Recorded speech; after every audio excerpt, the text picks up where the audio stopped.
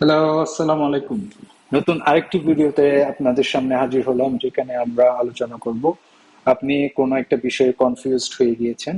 So এই বিষয়টা কিভাবে আমরা এক্সপ্রেস করতে পারি ইংলিশের মাধ্যমে। আমরা এখানে 5টা সেন্টেন্স কভার করব এবং আপনাদের জানাবো কিভাবে আপনি কনফিউজড এটা আপনি বলতে পারেন। ঠিক আছে? কনফিউজড এর বাংলা হলো আপনি বিভ্রান্ত হয়ে গেছেন বা এই টাইপের।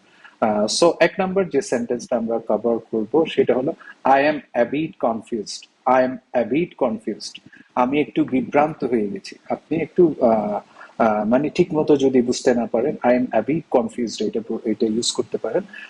আমি একটু বিভ্রান্ত হয়ে গেছি, মানে আপনি ঠিক মতো বুঝতে পারছেন না। ওকে, তাহলে 2 নম্বর যে সেন্টেন্সটা, can you explain that again.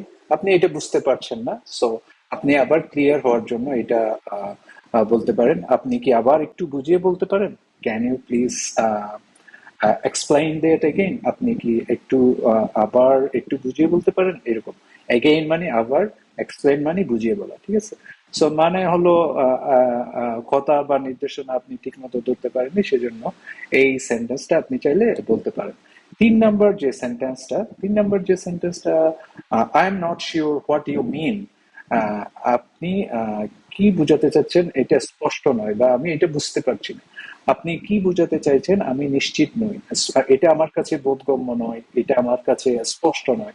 I am not sure what you mean, মানে কথার মানে পরিষ্কার নয়। I am not sure what you mean. ঠিক আছে? 4 নম্বর যে সেন্টেন্সটা আমরা কভার করব, এই সেন্টেন্সটা হলো আই ডিডন্ট গেট দ্যাট।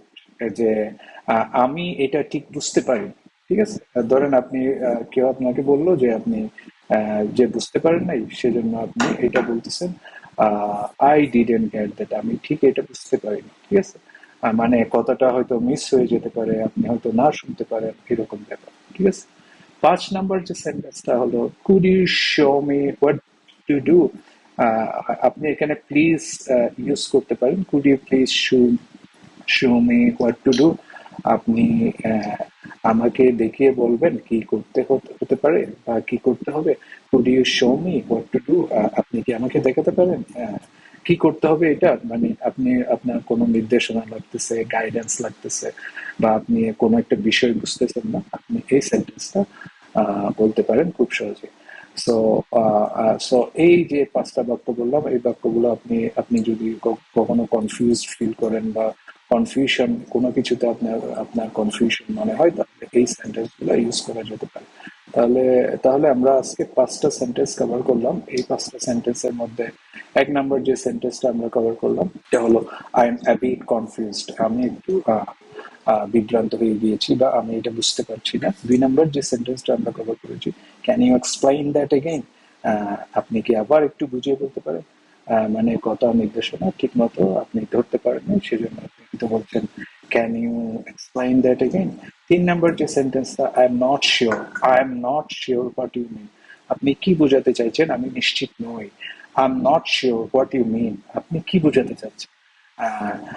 তাহলে 4 নম্বর যে সেন্টেন্সটা, আই ডিডন্ট গেট দ্যাট। আপনি হয়তো কেউ কেউ আপনাকে কিছু বলছে, আপনি হয়তো এটা ধরতে পারেন নাই, বা ঠিক মতো শুনতে পারেন নাই, বা বুঝতে পারেন নাই। সো বিভিন্ন সিচুয়েশন হতে পারে, আই ডিডন্ট গেট দ্যাট। আপনি এটা ঠিক আমি এটা ঠিক বুঝতে পারিনি, বা কতটা মিস হয়ে গেছে, এরকম হতে পারে। তারপর 5 নম্বর যে সেন্টেন্সটা আমরা কভার করেছি সেটা হলো could you show me what to do. আপনি কি আমাকে দেখাতে পারেন কি করতে হবে। সো আপনি ধরেন কোনো নতুন একটা কাজে জয়েন দিয়েছেন, আপনি আপনার সিনিয়র বা আপনার বসকেও এটা বলতে পারেন, could you please show me what to do. আপনি এখানে প্লিজ ওয়ার্ডটা অ্যাড করতে পারেন, তাহলে আরেকটু ভদ্রতা প্রকাশ পাবে। আমাকে দেখিয়ে, could you show me what to do. আপনি কি আমাকে দেখাতে পারেন আমাকে কি করতে হবে।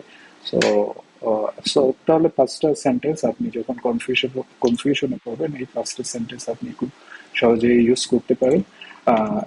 সো এই 5টা বাক্যগুলো আপনারা খুব সহজে কনফিউশন বা কনফিউজ ফিল করলে ইউজ করতে পারেন। আরো ইজি ডেইলি ইংলিশ শিখতে আপনারা speak English online YouTube channel follow করতে পারেন। সো আজকের ভিডিওটা এই পর্যন্তই। নেক্সট আরেকটি ভিডিওতে আপনাদের সাথে দেখা হবে ইনশাল্লাহ। সে পর্যন্ত ভালো থাকুন। আসসালামু আলাইকুম।